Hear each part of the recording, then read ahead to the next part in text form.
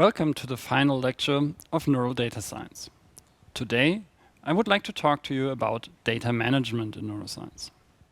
We've talked a lot about different machine learning algorithms and how you apply them to data, but an important component of using data in a lab setting and also beyond is that of data management. So how do you keep all your data nice and tidy? How do you make it accessible? How do you keep track of your results so that they are reproducible? And so on and so forth. So as we have seen during the course, in a modern lab environment, we record lots of information. So for example, during a given experiment in the lab, we could monitor the running of the mouse on a treadmill. We have a visual stimulus that is shown. We perform calcium imaging. We monitor the eye movement of the animal, the whiskers, and we could even simultaneously record the membrane potential of individual neurons or the local field potential with electrodes. And in addition, we have lots of metadata, like which animal it was, which transgenic line it belongs to, what stimulus was used, and so on and so forth. So this can become arbitrarily complex, especially if we want to try out different settings of our pre-processing parameters or of our inference methods later on. So one crucial question that as soon as you work with data that goes beyond just a few simple examples is how do you keep all of this nice and tidy? What I would like to show you today is a tool to do just that. So conventionally, after the experiments, you put your raw files on the lab storage server. Then you write down lots of the metadata in your lab notebook, if everything goes well, or you just remember them, or sometimes you also forget to write down things. Of course, not on purpose, but things can happen. Then you do some post-processing of the data with the parameter settings that are usually used in your lab. It's either done manually or by applying a function. But often it's a function that a PhD student, let's say, wrote that already has left the lab, or the modifications thereof that has occurred since. When you do analysis, you run some scripts on post-process data, you save intermediate results either locally or on your storage server, and then you rerun the analysis each time you need to generate a figure, or if it's too much for that, you just save it and rerun if you found a bug, if you found all the saved files that were generated with the scripts that had the bug. And the data is compiled for the paper in the end manually for all the data that you can find at that time. Of course, that is a bit of a mean sketch of usual lab work, and I know that almost all colleagues in experimental and also in computational lab are super careful about keeping track of data. It's just a complex process to work with real data. And in the end, lots of information is lost, even if you try hard, if you do everything manually. So problems that occur with such a conventional workflow could be, which version of the code did I use again to compute the receptive fields? I'm not sure.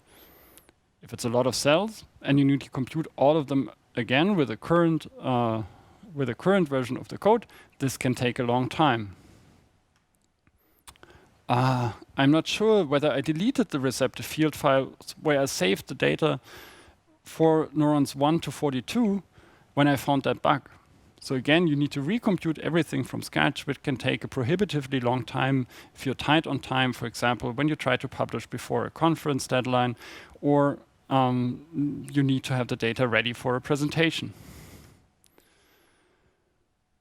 So often you hear then quotes like, this will take a week. I have to recompute all the receptive fields. I didn't save them. Or I saved the wrong ones, or I'm not sure which ones I saved. Then sometimes you might wonder, are these labels that I have in addition to the cells, let's say the ones that tell you which of the cells was tagged by the transgenic line and which one were not, are they really in the right order, and does the order match that of the receptive fields? If you didn't keep track of that, that can be very difficult. Or things like this, you try to find out where exactly in the brain, or where on the cortex, or where on the retina, or some coordinates that you're interested in, and you say, let me check my lab book, and you find, I don't have the information ready. Or you try to find out which temperature was it that the animal had when we did that particular recording, because temperature can, of course, affect also neural activity. But you know the standard setting, but you didn't write down the measurement you took by the thermometer that day. You just checked that it was roughly in the fine range. And then you want to do some post-hoc analysis because some reviewer tells you and you don't have the information. Or you need to go through your lab book and manually write it down every time. So what can one do about that? One way to deal with that is actually a data management system. And one of the systems that is very, very useful for a neuroscience lab, but also beyond. So it can be also used, for example, to train models in deep learning, or for simulating models when you do biophysical modeling, or pretty much for any other kind of experimental data, is so-called DataJoint. In DataJoint, a data scientist such as yourself interacts or writes a data pipeline that specifies how data is processed.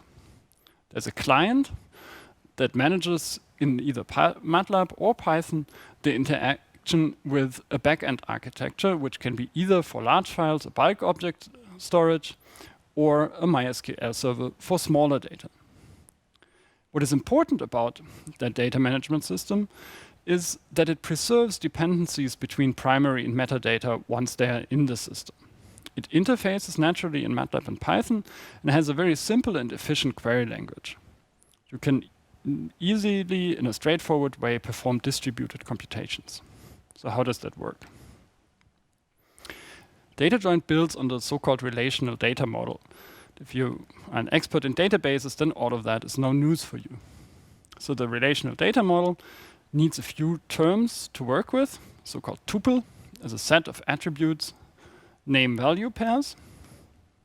So for example, here, mouse ID, measure date and weight, and then a tuple is this entry 1001, and so on and so forth. A relation is a set of tuples that have the same attribute names, and each tuple in a relation needs to be unique. You can think of a relation as a table. So this table here is a relation. It has the fields mouse ID, measure date, and weight, and all of the entries are unique and distinct from each other. A schema is a set of logically related relations, and a primary key is a subset of attributes that are used to uniquely identify a tuple. So for example, here in this relation, mouse ID and measure date could be the primary keys because they can be used to uniquely identify all the individual entries. And weight is then another variable that is just measured for each of these entries that is identified with the two other fields. A foreign key, these are subsets of attributes inherited from another relation. So let's make this concrete. So let's say we have a relation or a table that is called mouse.info with a primary key mouse ID. And then in addition, it has information about the sex of the mouse. Then we have a second relation here that is mouse.weight. And mouse.weight inherits the key mouse ID from mouse.info. So for every mouse in mouse.info, mouse.weight has an entry that contains additional information about the weight, which was measured at a certain date.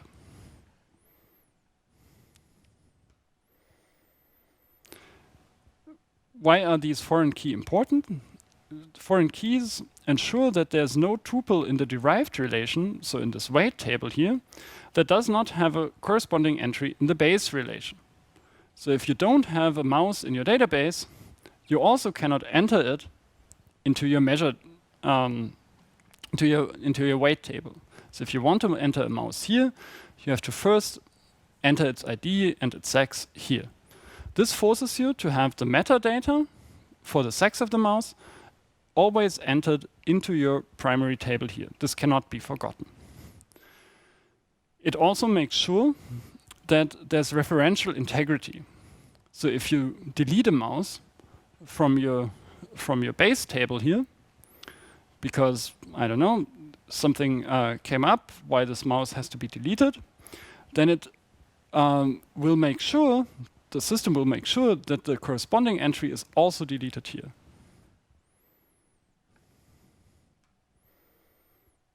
So this, for example, is not possible.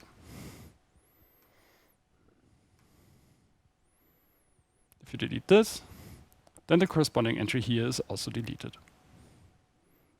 So what is this good for?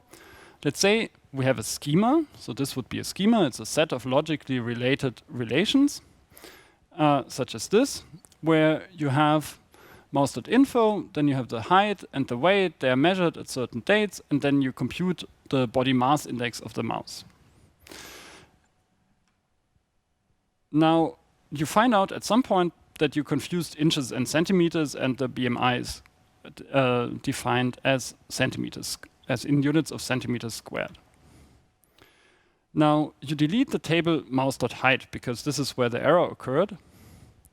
Then what your system will do, so this is the referential integrity, it will automatically delete all the entries in mouse.bmi because these will have to be recomputed, because something in your base relation changed.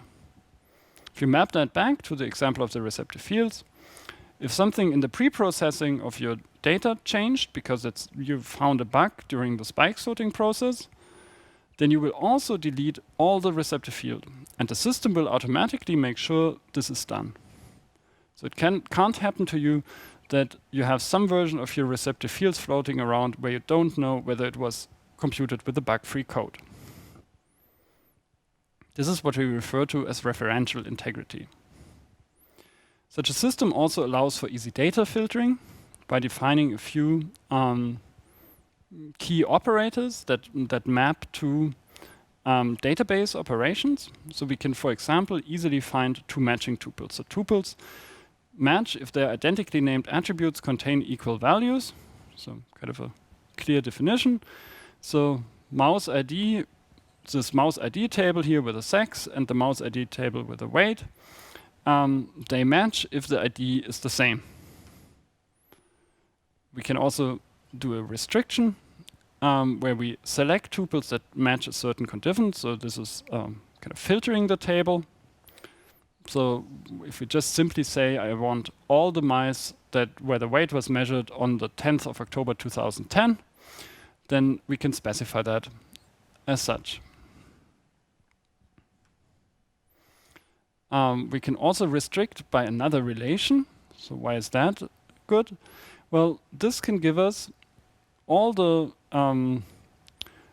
entries. So for example, if we want the sex of all the entries for which we have also measured the weight, then we can simply restrict this mouse ID table by the relation here, by the mouse weight table, and obtain this these three entries for which measurements are, or for which entries are present in both tables. If we use a minus sign instead, then we get simply the remaining entries. Then we can also join two relations, and this contains all fields for all matching tuples.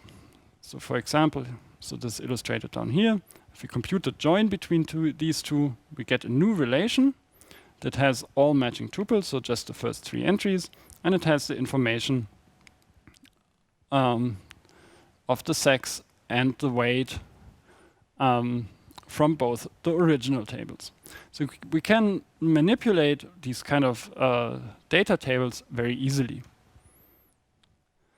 This also makes it very easy to implement automatic computations, so we can specify some relations as manual relations where you have to enter the data either manually or where the data is automatically entered by your experimental system, let's say these top three. And then you can say this bottom one here, the BMI, this is just a simple function of the information in these other things, so I don't have to do anything manually. I just specify in the BMI table what from the other fields or from the other relations needs to be combined to compute the information that I want. And then you call a simple function called populate. This goes to this table, looks what is the computation that needs to be done to fill in its entries, and it will do so for all unique entries in this combination of these two tables. Where's the data then actually stored? So each relation is maps to a table in a MySQL database. Each table in the database is associated with a MATLAB or Python object, where users manipulate data by invoking these Python or MATLAB classes that encapsulate the corresponding tables. The MATLAB or Python object does not by itself contain the data. It's just fetched from the database if necessary. So you bring that into your Python or MATLAB workspace by calling a command like this. This will go to the database, extract the data, and transfer it into your workspace so that you can work with it.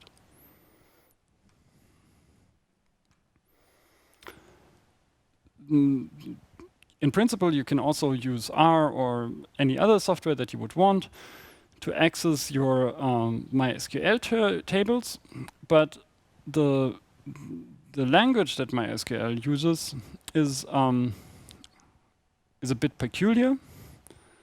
They're much less intuitive. Standard MySQL queries and have a very so a lot needs to be learned, and also a lot in the databases can be damaged by wrong queries that is encapsulated in this case by DataJoint, and thus the user is more protected. So if we want, for example, to filter all the BMI values where the value is larger than 28, this is very simple in DataJoint, but for if you go to MySQL code, then you would need to write something like this, which is already much harder to learn. Also, parallel processing is easy because basically populating one line in a certain relation or in a certain tuple, one entry in a certain tuple, can be done on one core. So one can simply use a compute cluster to, in parallel, compute all the entries for a certain tuple. And also plotting relations or tuples is possible, so you can give these objects plotting functions that allow you to easily browse your data with standardized plots. So this is an example from one of our projects we had a while back ago. So here a data set consisted of multiple quadrants. Stimuli were shown. There was some additional info for each quadrant. For each of these 2 photon imaging experiments, there were regions of interest that were defined. For each of these regions of interest, for a combination of stimuli, we extracted traces. And then for a subset of these traces, namely traces where we used a noise stimulus, we then computed receptive fields based on the calcium info. And for the stimulus, for example, you also have an information table with metadata. This is just a subset of the entire schema that we worked with. Of course, these things also in the end become quite complicated. But still, if you keep the data in such a nice and tidy format, you can always use it and go back. You have the referential integrity assured, and just your entire workflow is much less prone to processing mistakes. The system also forces you to enter metadata into the database at the start of the experiments. It's fully configurable, by the way. You need to write these classes for yourself or for the lab that you work with. It's not like they're provided, just the interface is provided. Then you can configure it such that, for example, post-processing is carried out automatically once all manually defined components are present. So for example, if you define ROIs manually, then the extracting of the traces occurs once the ROIs have been defined. And then all the analysis, once they're in production mode, are implemented as DataJoint relations, and you get all the added benefits: referential integrity, easy filtering, standardized access for everybody in the lab on top. If you want to get started with this, there's an excellent tutorial website at tutorials.datajoint.io. It's a system that is open source, so you can download it, and use it without any cost. With that, this has been the final lecture of the Neural Data Science course. I thank you for your attention over the past few weeks and for all the efforts that you put into our coding exercises. I hope that the course has fulfilled your expectations, that you have learned about various kinds of data in neuroscience that we now process as a data science lab, and that you are as excited now about the prospects of using machine learning for neuroscience or for science in general and want to do more into that direction. Thanks a lot for your attention and stay healthy.